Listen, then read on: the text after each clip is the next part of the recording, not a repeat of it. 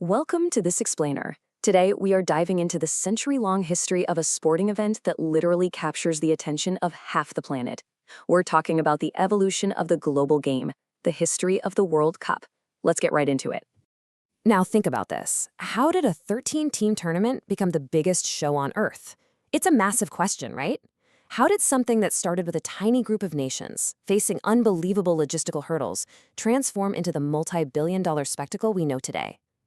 Throughout this explainer, we're going to see exactly how history, culture, and, let's be honest, pure unadulterated drama shaped this beautiful game into a true global phenomenon. Here's our roadmap for the explainer. First, the origins of the tournament. Then, the ultimate football prize. Third, mascots and match economics. Fourth, unforgettable drama and controversy. And finally, the modern era. All right, Section 1, Origins of the Tournament, the Humble Beginnings. So, the number 13. Back in 1930, FIFA president Jules Rimet actually managed to pull off the very first World Cup. He chose Uruguay to host it, basically to celebrate their centenary of independence. But man, organizing it was no walk in the park. The Great Depression was in full swing, so crossing the Atlantic was incredibly costly and tough. Because of that, only a handful of European teams actually made the trip, meaning just 13 teams participated in that very first tournament. But the story starts even earlier. FIFA was actually founded in Paris back in 1904. Then we jump to 1930 for that first World Cup in Uruguay, where France's Lucien Laurent made history by scoring the first ever World Cup goal. Incredible, right? But the next really massive leap, that happened in 1954 in Switzerland. This was the first tournament to be televised. Beaming those matches directly into people's living rooms completely changed the game. It turned it from a distant news story you'd read about into a shared global experience. Moving on to Section 2, the ultimate football prize, chasing gold. Now, here's something wild. The symbol of ultimate victory, it hasn't always been the same.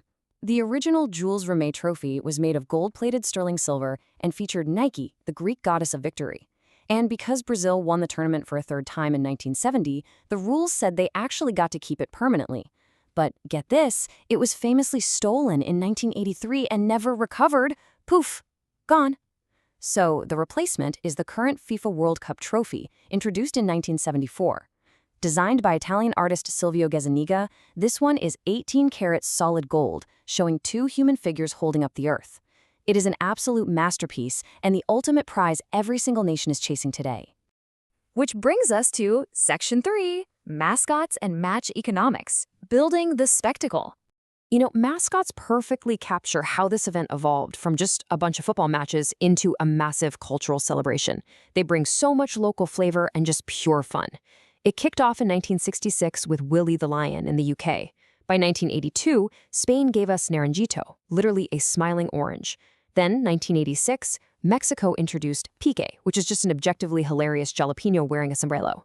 For 1994, the US teamed up with Warner Brothers for Striker, the dog. And jumping to 2022, Qatar gave us Laib, the very first Arab mascot inspired by the traditional Gutra headdress. Every single one tells a story about the host nation, while also, driving some serious commercial success. And speaking of commercial success, the financial growth of the tournament is just mind-blowing. We're talking about a leap from a $20 million total prize pool in 1982 to a jaw-dropping $476 million by 2014.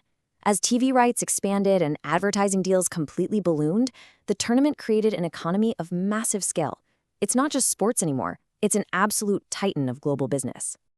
All right, let's get into Section 4, Unforgettable Drama and Controversy, the shadowy side of the game.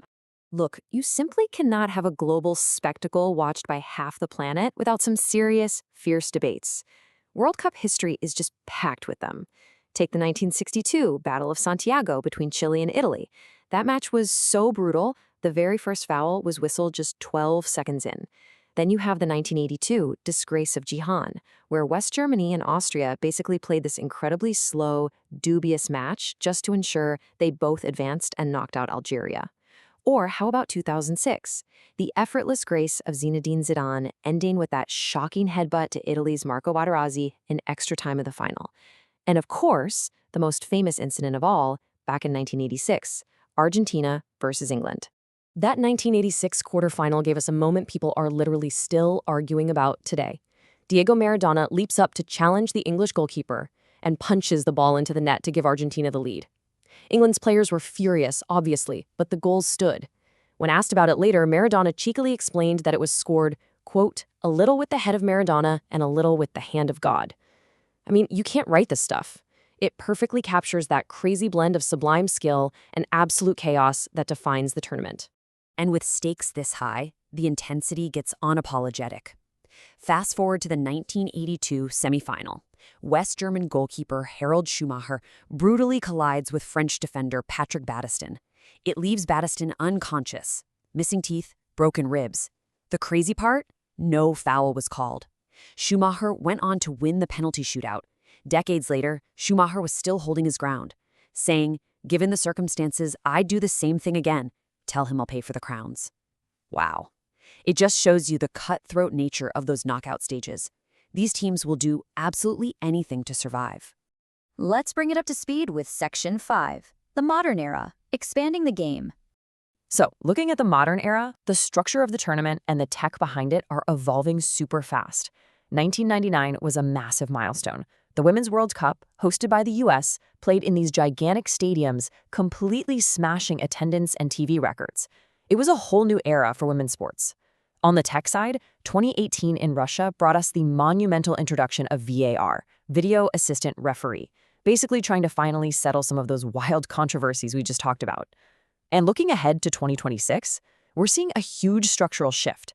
The tournament is expanding to a staggering 48-team format, spread across 3 host nations, Canada, Mexico, and the United States. And to reflect that 3-nation format, 2026 is bringing a trio of mascots. We've got Maple the Moose for Canada, Zayu the Jaguar for Mexico, and Clutch the Bald Eagle for the US. This is actually a return to the rare multi-mascot format. We really haven't seen that since Atto, Kaz, and Nick back in 2002 for South Korea and Japan. All right, which brings us to a final thought here. We've seen this tournament grow from 13 teams navigating the Great Depression all the way to a 48-team, multi-billion-dollar juggernaut. We've talked about solid gold trophies, hilarious mascots, skyrocketing economics, and some fiercely dramatic controversies. So, as the beautiful game expands even further across the globe, fueled by new tech and ever-growing rivalries, what unforgettable drama will the next century of the World Cup bring? Definitely something to think about. Thank you so much for joining me on this explainer, and keep exploring the fascinating history behind the things that shape our world.